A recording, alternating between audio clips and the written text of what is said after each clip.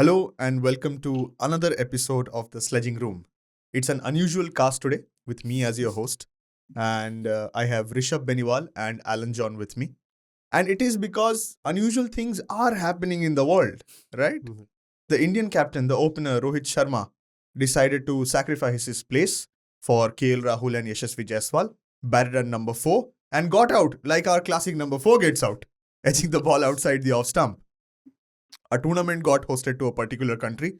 A tournament was given the hosting rights to a particular country, and in the last moment, things have been changing. So, yeah, like I said, unusual things are happening in the world. But to kick off things, I think we have to discuss our Border-Gavaskar Trophy because the test match is going to be played on 6th, the pink ball test match, which we have never won in Australia. Right. Australia have never lost a pink ball test match, but things could be very, very different this time. So, to kick off things, Alan, how are you feeling about it? What's the mood going into the pink ball test in Adelaide? Yeah, it's a funny thing because I think when we went into the Perth Test, Australia had never lost a match at the Optus Stadium, and then we outplayed them completely. Probably the first day, first two sessions went to Australia, but then since then it was a whitewash, as you could say. So probably with that given in mind and like how against the Prime Minister's 11 the team performed, I think India's chances are great because there is for once a lot of turmoil in the Australian camp. The Australian media are attacking their own players rather than targeting the Indian players because there seems to be a lot more harmony in the Indian team, surprisingly enough, than the Australian team. So with that, I feel going into the Perth into this pink ball test, I think India has a lot of good momentum.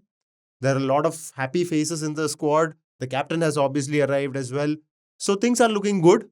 And yeah, fingers crossed, I guess. Never in my life would I would have said that going into a pink ball test match against Australia, we are the favorites. But are we though, Rishabh? What's your call on it? Well, I mean, given what happened in Perth, we will surely go in there as favorites. I mean, just see the headlines of the Australian newspapers. What are they reading? Jasprit Bumrah is in the heads of Australian batsmen. Can you imagine that happening in Australia?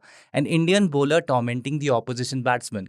So Bumrah has completely rattled that Australian batting lineup. And apart from that, our contribution from the youngsters as well. Yashasvi Jaiswal shining in the very first test. Nitish Kumar Reddy also coming up, scoring those crucial runs, taking that wicket as well. So yes, things look pretty solid for India at the moment. And as Alan was mentioning, the Australian experts are after their team, especially that Manas Labuschagne thing that is going around. People are questioning his place. So yes, indeed, I would say that we are a better placed team given what happened in Perth going into the pink ball test. Manas Labuschagne has effectively been that person that's been targeted. Hmm. I mean, if I were to score 250 runs across a year and average 24, then probably I deserve some sort of criticism. But who can they replace Manas Labuschagne with if they want to take that call? I think Mitchell Johnson said that Manas should be dropped for the pink ball test match for his own sake, because if he gets out for 2 ducks, a king pair this time, then what happens to the last 3 test matches? Hmm. So do Australia have enough firepower in their lineup to replace Manas with somebody else? See, they are already struggling to find a good opener. The Nathan McSweeney thing has not worked out. They tried 5-6 openers: Marcus Harris, Nathan McSweeney, Sam Constas, Matt Renshaw. Matt Renshaw, Cameron Bancroft. Matt Renshaw himself went out and started crying that, it feels bad that original openers are not being considered. Nathan McSweeney had never batted at the number one spot. So probably one thing that they could do is maybe draft in a Sam Constas and make him open the batting and put Nathan McSweeney at 3 if you want to drop Marnus Labuschagne. But like you said, is he a player that can be really dropped? That is something I am not very sure because, yeah, like it's almost like the Virat Kohli situation, right? For Marnus Labuschagne. You said you put out the stats 6 tests, 250 runs in a year, which does not paint a good picture. That was the same thing with Virat Kohli as well. A couple of weeks ago, we were questioning how he will go in. His average was 22.78, which is not great for a batter like him. His contributions have not been great. Now the questions have turned because Marnus Labuschagne, since the Ashes 2023, has not been performing well. And he was still being given that kind of leeway because of the runs he has scored and the credit that he has in his bank. So yeah, I think if you have to replace it, probably that is the only way you can do. Make Nathan McSweeney come in at 3 and maybe have a Sam Constas or a real good opener to open But the for batting. that, they'll have to change their squad again. Yeah. Because Sam Constas is Right, not right. there in the 13-man Right, squad. right, Yeah. right. Right. But like to think of like whatever turmoil Australia have, they did make one change. Josh Hazelwood went out, supposedly because of an injury. I don't know about that because he came out and made He wanted comments. to rest after the Yeah, he wanted first to. test. Yes. So that, and I think that's a huge loss. Josh Hazelwood with the pink ball against the Indian side, that should have been crazy. But on the contrary, on the other side of things, for me, I think that India also have a certain sort of instability in a way. People call it a good headache. There are so many people that can replace you. How can a headache be good? Suddenly, if Rohit Sharma comes in, you have to either drop KL Rahul entirely or drop him down the order. Then you would not want to do that because KL Rahul and Jaiswal just put up a 200 run stand in Perth. The first that Indian openers have ever done, right? So if you cannot drop KL Rahul and Jaiswal, then Rohit has to settle in at number 3. Which you cannot do because Shubman Gill has to settle in at number 3 now that he's fit. That call also is supposed to be taken. It's not entirely sure. But if Shubman Gill does come in, then Rohit Sharma drops down to 5. Who do we bench and what is going to be our playing combination? See, I think at the end of the day, the guy who's going to get the boot is going to be Dhruv Jurel. Because, in the first test, he couldn't score that many runs. He's a great talent. Probably he's going to be the one who's going to get dropped. And I don't see KL Rahul opening the batting when Rohit Sharma is there. Okay. I feel that is going to be the case. Now, if Rohit does sacrifice his spot, that is up to him. But otherwise, I do not think Rohit Sharma drops down from the number 1 spot. For me, it's going to be Rohit, Jaiswal, Gill, Kohli. Then, if you want a little bit of a change coming in, maybe Pant at 5 or KL at 5, depending on whatever situation that you find yourself in. So that is my playing 11, at least for now. Maybe you can have KL at 6. Is that fair for KL? See, at the end of the day, it's not fair for him. I understand it. He batted very well. And the opener spot has been something that he has been doing for a long period of time. I cannot... like the innings that he played at in South Africa, I think Centurion probably. That 100 that he scored, it was praised by Border-Gavaskar as one of the best innings that he has seen. KL has done a lot of good things as an opener. But the problem is when you have Rohit Sharma coming in, when the captain is returning, there is no chance that you can, kind of tell the captain that, okay, maybe it's time for you to bat in the middle order. Because apart from his first few innings when he started off as a youngster in the test team, I don't think Rohit has excelled in that spot. So then that creates a whole different sort of issue. Like you said, another headache that comes in. How can you Good fit in? headache, it seems. It is not a good headache. Right. I mean, that's what I thought. Like that Alan, the point that Alan is making, that Rohit is going to open irrespective of how well KL played. But then the things what happened yesterday, he pushed himself down the order to allow KL to open. I think that is sort of a sign. And that- KL did play very well. For people who did not watch the warm-up match or did not get time to watch the warm-up match, basically India were chasing 256 in 46 overs. 246 in 46 46 overs, and KL ended up looking extremely solid. Jaiswal did not look solid against the pink ball at all. Right. He slashed and cut and top-edged and bottom-edged. But KL Rahul, on the other hand, he was focused as hell. Something that, I mean, not a lot of people can say of KL Rahul. Right. As good a batter as he is. Exactly. Rohit Sharma drops himself down to number 4. Virat Kohli does not play the match and he edges the ball. When was the last time that Rohit did bat at middle order? I did check up the numbers. I think it was 2018 in South Africa. He averages 29 at that position, number 5. That is Rohit Sharma we're talking about. And as an opener, he averages above 40 to 43. And so does KL Rahul. But if what happened yesterday is going to be any indication of what's going to happen in Adelaide, I feel that KL Rahul is indeed being kept as an opener after what he did in Perth. Because I think he needed that sort of a backing from the team management, especially from where he was coming. Those low numbers in India, him getting all the bashing after that New Zealand series loss. And it was important for the team management to give him that cushion, to give him that safe space. And I think he's going to get that in Perth again. And Rohit is likely to bat at number 5. That's So- what I feel. For me, like, I am never one for changing a winning combination. It doesn't make sense. The only exception can be when your captain is coming into the Coming in. side. So if I were to make a call, I would not play Shubman Gill in the pink ball test match. Mhm. I will drop either KL to number 3 or Rohit to number 3, and I'll keep the entire lineup same. You can argue for the Washington Sundar spot if a spinner needs to be there in the pink ball test match or not. But bar that position where I bring in one more pacer, I'm not going to change anything. Again, if the warm-up match was any sort of indication, Ravichandran Ashwin did not get to bowl at all. Right. Ravindra Jadeja came on very late, but Washi Sundar was given a bowl. Right. So does that mean that Washi is kind of fixed for the playing 11? I think like probably the given the fact that he seems to be a more solid batter at this point in time than a Ravichandran Ashwin and maybe a Jadeja, because both of them, as we know, they are towards heading towards the twilight of their career, right? And Washington has been bowling well. He has done his job. I think in that second innings he picked up 2 wickets, obviously in the tail, but still again you need to clean up the tail at the end of the day. So I think, yeah, that probably kind of shows that, like those two all-rounders, Ashwin Jadeja, is slowly coming to an end. That era is coming to an end. And probably it's time for a Washington Sundar to step up, because we saw that in the New Zealand Test series as well. He was given the job in Pune. He did it very, very well. So, yeah, I think with the ball and bat, he has been doing well. So I think he's going to get the nod over both of these guys.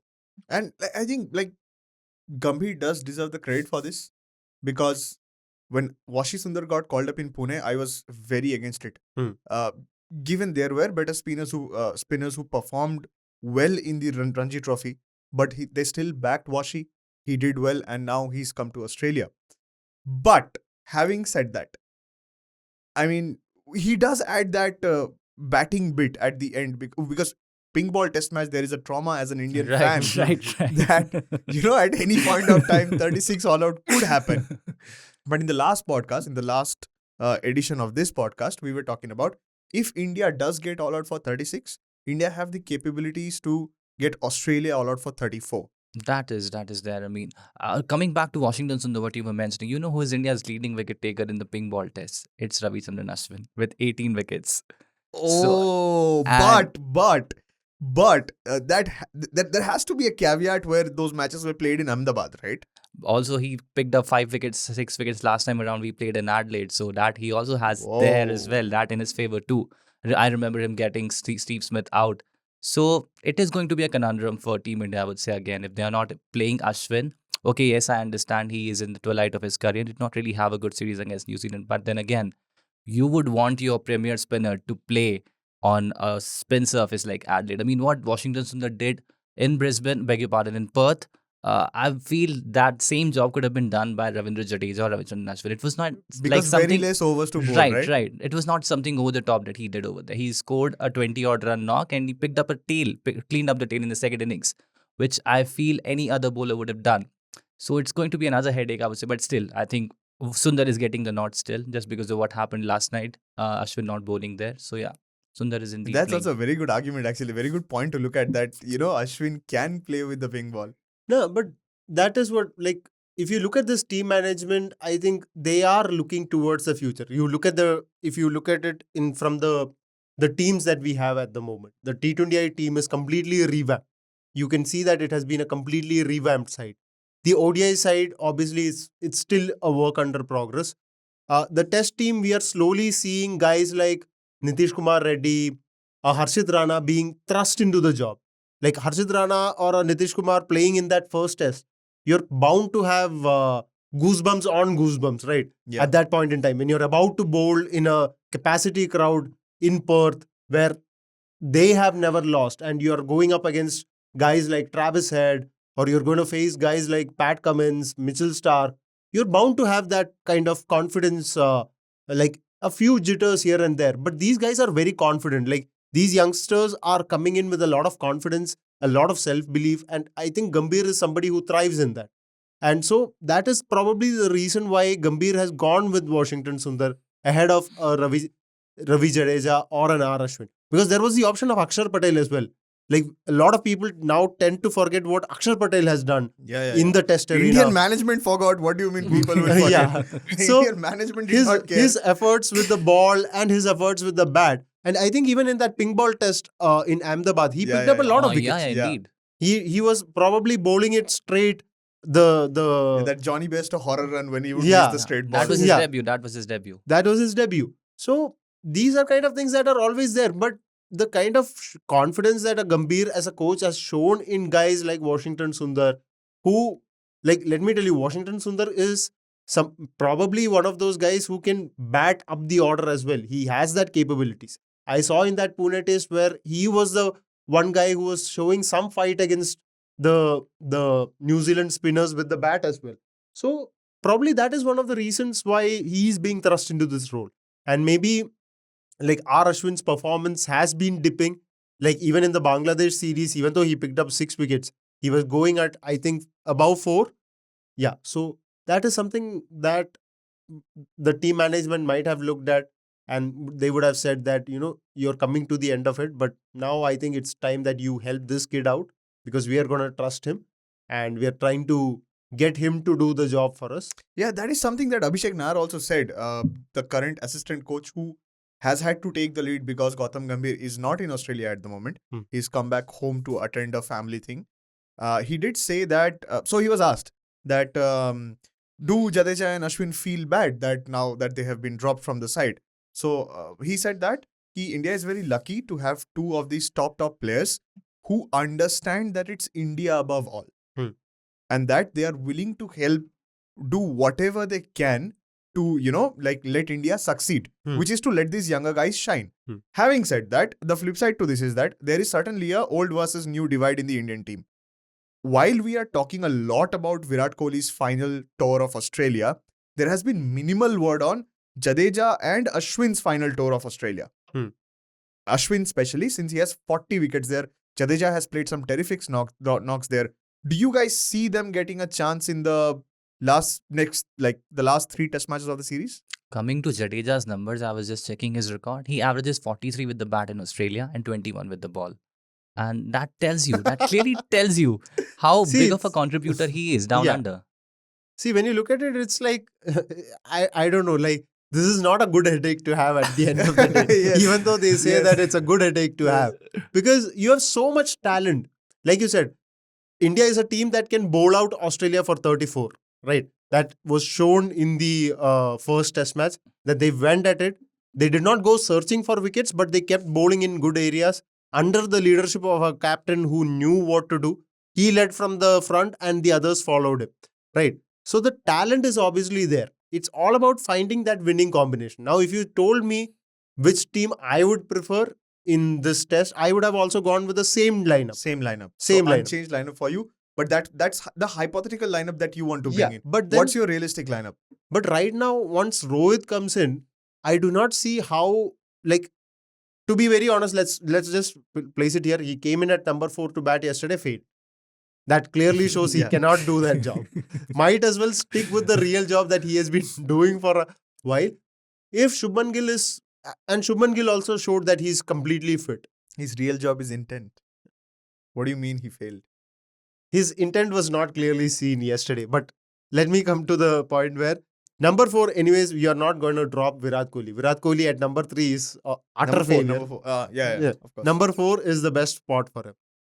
And you have Rohit coming in and he has to open with Jaiswal. There is no ifs and buts about it. KL Rahul, to my this thing, I would probably keep him at number 5.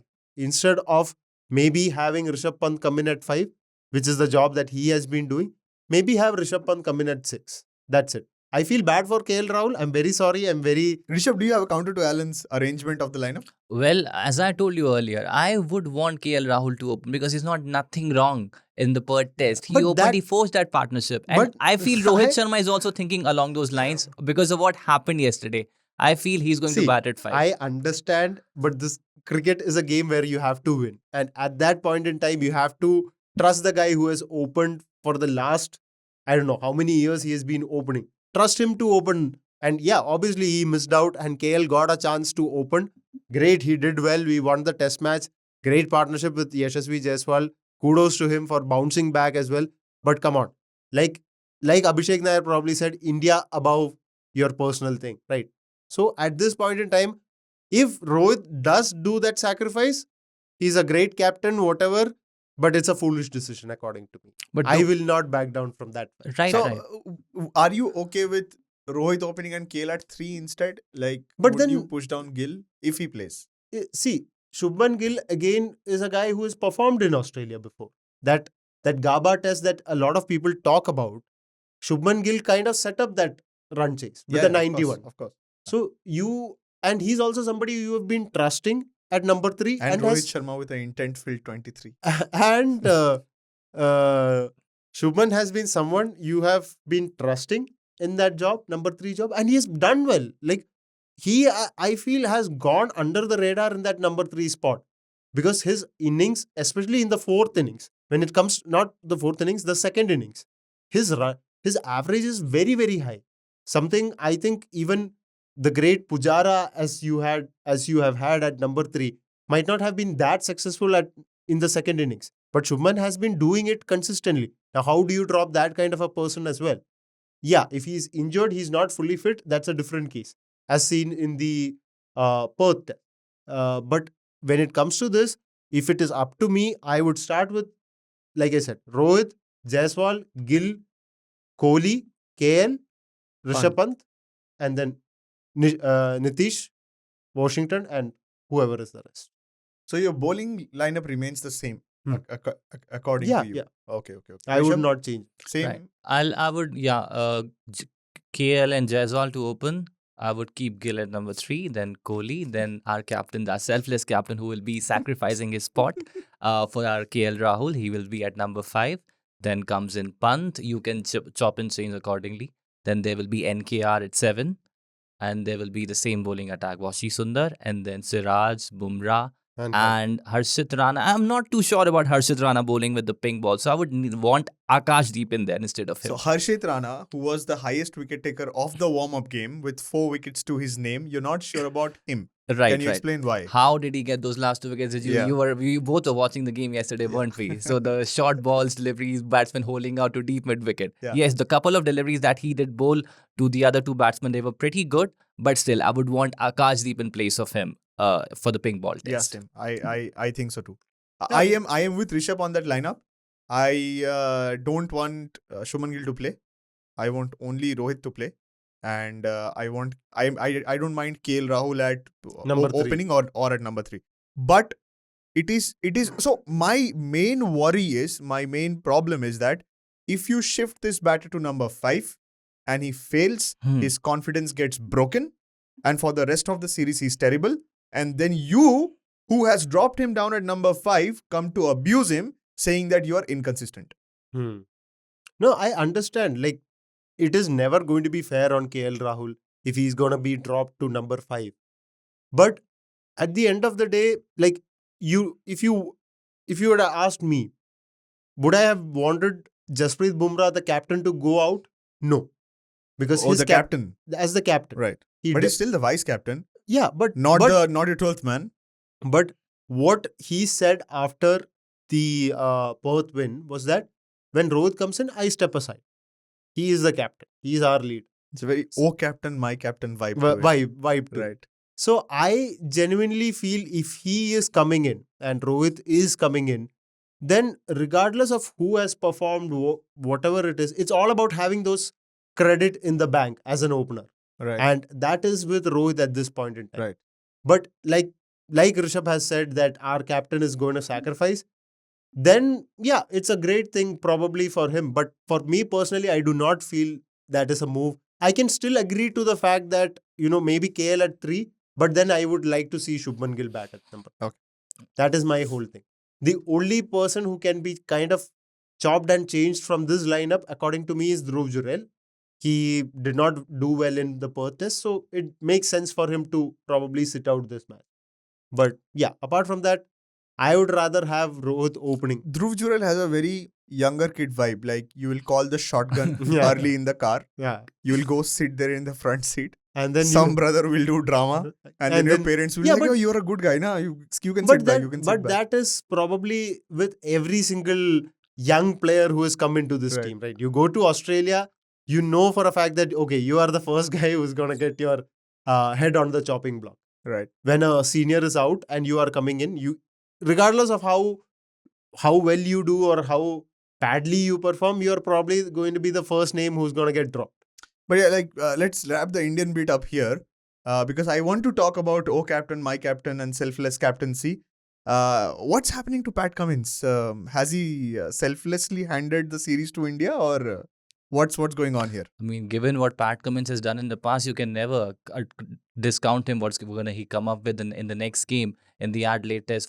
We don't even know how Australia are gonna come back, because they're gonna come back hard at us. And they have been, I'm pretty sure their egos must have been hurt with that 295 run loss. They don't really take these things pretty lightly, especially in their own backyard. They've lost the last 2 series against us, and now they have been pushed against the wall after that loss in Perth. So I'm expecting Pat Cummins, the captain, the Pat Cummins, the one who silenced the Ahmedabad crowd, that Pat Cummins Were to you show there up.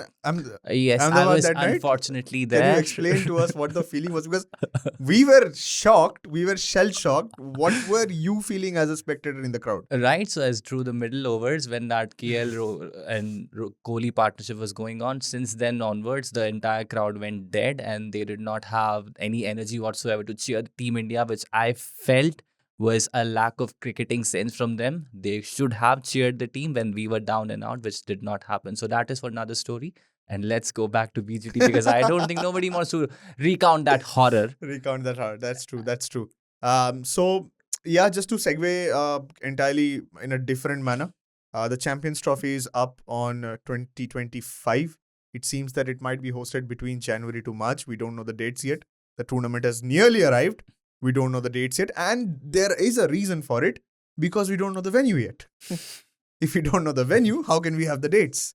The latest update on the matter is that there are a couple of meetings that have been held by the ICC with the stakeholders, which means the heads of the cricket boards of different countries.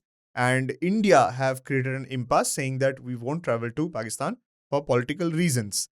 Now, what I want you to think is that, like, what do you think about the BCCI stand? And if you were on the Pakistan side, how would you react to this? See, for me, this whole fiasco, okay, now I have an issue with somebody hosting a certain party, right? Now I would straight up say that, oh, if that is happening, okay, I'm not it. I'm not going there. When the plan is already being made, you say it, right? You don't do it at the last moment when the party is all set, everything has been arranged, and then you say, oh, sorry, I'm not coming because he is hosting the party. I don't want to go for that party, right? Now, if BCCI had the problem, why wait till now? Right? Why wait till now? You know, the political issues are well documented. The issues of Indian players traveling to Pakistan is well documented. Then why wait till now? That is the only problem I have. Okay, you don't want to host it in Pakistan. You could have just told it when this bid was being made and Pakistan was bidding for Champions Trophy, being the host of the Champions Trophy. You could have just said it then and there. See, listen, if Pakistan is going to host it, we are not going to be taking part in it. Simple thing. You guys give if they want to be the naming hosts or whatever, they can do that. But let's just host it in UAE or something. We have a good crowd there. They have a good crowd there.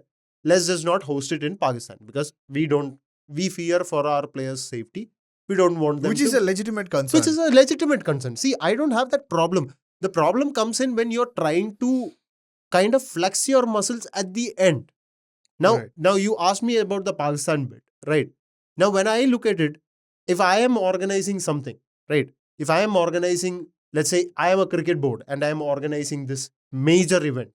So I decide to demolish one stadium, rebuild it from scratch to make it more better for the tournament, keeping the tournament in mind.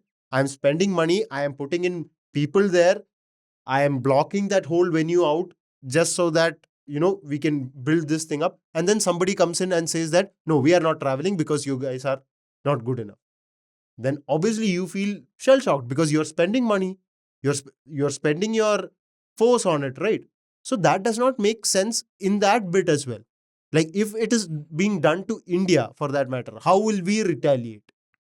I'm pretty sure BCCI would have been holding ICC by their necks, by their throats, and be saying that how the hell could these guys do it? Go and discipline them. Now Pakistan are not doing that because BCCI is probably the most strongest member of the ICC at the moment.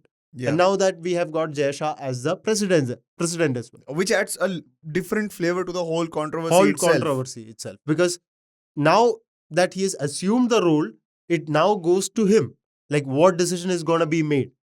Now that is my whole thing about the situation. This could have been avoided a long time back had they said it up front that we are not going to do this. We are not going to travel to Pakistan. Instead, they waited till this last moment. That has created the whole confusion, in my opinion. Right. Rishabh, what what's your I'll tell you. opinion? So what I don't think Pakistan have been caught off guard. We did not go there last time around. The Asia Cup that happened in 2023. If we had any intentions to come to the Champions Trophy, I'm pretty sure it must have been conveyed then and there only, and it was not done. And also, what I'm seeing out there is that what Mohsin Naqvi is saying out there in the media is entirely different from what is the actual situation is. So, from what I read during this budget allocation for the Champions Trophy, is that ICC had kept some amount in case things don't go well, and which everyone was quite aware of, right? It's not like they've been caught off guard. We did not go there for the Asia Cup. We have not been playing in that country for so long. And I don't know what made them think that, okay, India is going to come. It's not like we are flexing our muscles or anything. Let me tell you this thing. So back in 2009, Pakistan had the hosting rights for the Champions Trophy as well. So it was supposed to happen in 2000. It was postponed in 2009. But it was not due to India. There were 5 other countries who had expressed their repercussions, I beg your pardon, their caution while traveling to that country due to some security issues. This is the same era when Sri Lanka went there and the Right. players got attacked. Right. It was just before that. So 2009, 2008, it was supposed to happen. It did not happen. So, but India, being a real supporter for PCB back then, they pressed their case for them to remain the main host. And even Sri Lanka was not quite willing to accept them as an alternate host. So this is the kind of union that we had among the Asian countries. But what happened afterwards, everybody knows. 2008, what happened in Mumbai, and then the Sri Lankan bus attack. So Pakistan have kind of dug their own grave. Yeah, but we'll keep the cricketing logic aside here. Right. I do agree to you when you say that Mohsin Naqvi has been lying. Okay. Mohsin Naqvi has been lying. I think Mohsin Naqvi is 2 person in one. One who is the chairman of the PCB, who has to get this done. Pakistan have the hosting rights. A lot of money has gone in. Where would you get the money from? You'll get it on a loan from someone. And a lot of renovation work has gone in. That's the PCB chairman Mohsin Naqvi. The second one is the politician Mohsin Naqvi, who has been standing tall that no, we will be hosting it. For me, what's happened here is that if you see Mohsin Naqvi's tone, he's gone from you have to come here, you will be coming here, whatever the matter, we are not hosting the tournament anywhere. The rules are same for everybody, every single team. From there, we are going to accommodate you. We are going to take the greatest care for you. Even if you want, you can come to this. You can stay in Amritsar and you can travel to Lahore. You can play your matches and then go back home. And this is before the ICC meeting. When the ICC meeting does come, then he is talking about that. Yeah, an arrangement could be made. We are not in for the hybrid model, but let hear me out. But we will do something different. There can be only one alternate to not hosting, which is a hybrid venue. And if you are not hosting at all, some other country will get it. My problem is the duality of the Mohsin Naqvi thing. I agree to what you say that BCCI are trying to bully Pakistan into this, which I'm sure they have their reasons for. But doing it this late was a problem. The real criminal here is ICC, who are hosting this tournament, just like hosting a multi-nation tournament 2 years after the Asia Cup debacle happened. where teams had to travel from Pakistan to Sri Lanka to play matches against India, which was must have been a nightmare for teams. Yeah. You knew this was going to happen. Why did you not pull up every single, like 8 team or 10 team? 8 team, I think, right? 8 team, yeah. 8 teams, made them sit on a table, had the talk and said that, guys, we have to get this tournament done. You figure out a way. If Pakistan are not going to be able to host it entirely, you will have to pay certain sort of remuneration to them as a fine, as a fee. That could have been easily done. Yeah. Why did they not do it? That's what boggles my mind. Especially, I feel for the fans in these matters because even less than 100 days to go and we don't have the schedule out. If anybody's planning... We had the trophy tour schedule out. They did. Which got changed last minute. Changed. Yeah, indeed. It's just hard, man. Indeed. So you talk about promoting cricket to other nations. If somebody wants to come there and watch this tournament, how is he going to plan his trip? Exactly. And that must have been your issue also when you were visiting stadiums for the 2023 World Cup. Obviously. Because the dates were announced very late. Dates were changed. Venues were changed. And that just boggles my mind. You're the richest board in the world. You're richer than ICC. What are you doing? And why is ICC gathering these traits from BCCI? That is what I don't understand. Right. I mean, people say that BCCI bully PCB and ICC and they stamp their authority, stamp their power. But I mean, when you're in a situation where that's sort of a position, I think you would want things to happen your way. No matter how the other countries see it, it's not like we were not bullied by the ECB and ACC when they were dominating Yeah, cricket. but both are wrong, right? Right. Both are wrong, right? Right, We indeed. cannot justify one Yeah, wrong with yeah, another yes, and then we, say yes. that. we can't justify the fact that bullying remains bullying in itself at the end of the day. Like you said, probably this is something that ICC could have known way before. That, okay, India did not travel for the Asia Cup. There is no chance in hell that they're going to travel for the Champions Trophy. Let's try to talk to Pakistan and let's just try to figure out a way. If they are not accepting the hybrid model, let's just tell them that, listen, right now we cannot let you host it. We'll give you the fine or whatever. Let somebody else host it. Exactly. You could have done it. Right. And probably, like you said, probably the Naqvi thing is a different matter altogether. At the end of the day, he's a politician. He'll have different ways to try and persuade people to agree to his thing. He'll probably bring in a quoting to it. He'll probably bring in a play with words. You could say that. But at the end of the day, like I said, this was an issue that could have been solved way before. It should not have been brought in right now. I feel bad for the fans of cricket. Feel bad for the fans of Pakistan cricket as well. And the whole organizing thing right now, if you have the schedule coming out tomorrow, just imagine the kind of chaos that is going to happen in Pakistan when it comes to arranging the things. And then obviously you have to sort out, if it's a hybrid model, you have to sort out the other venues as well. So it's not going to be an easy task. And I don't know, it's such a mess at the moment. Exactly. And that's where we will end this episode, is with that. It is a mess at the end of the day. And the people that will essentially suffer are the fans. It's a multi-nation tournament. You are expected to get fans from all across the world. Yeah. And they should be better treated. If I'm sitting in Australia and I have to book a ticket for January, that is a visa mess. It's a passport mess. It's a massive cost for me. And I don't know where am I left because of this infighting among boards. Because understand that the world cricket is world cricket. Like, if you want to make this sport the greatest after football or even match football, then this sport needs to go in a directional way, in a friendly manner, where people have their hands together, hand in hand, right? So that's it from us, from the Sledging Room in this episode. We have been reading your feedback at the YouTube comments. If you want to talk to us, if you want to mail us about your thoughts, you can mail us at pods@indiatoday.com. If you can consume our podcast on Apple Podcasts, Google Podcasts, and Spotify. If you directly want to call us, you can reach us at 8588 966 996. This was the Sledging Room. Catch you at the next one.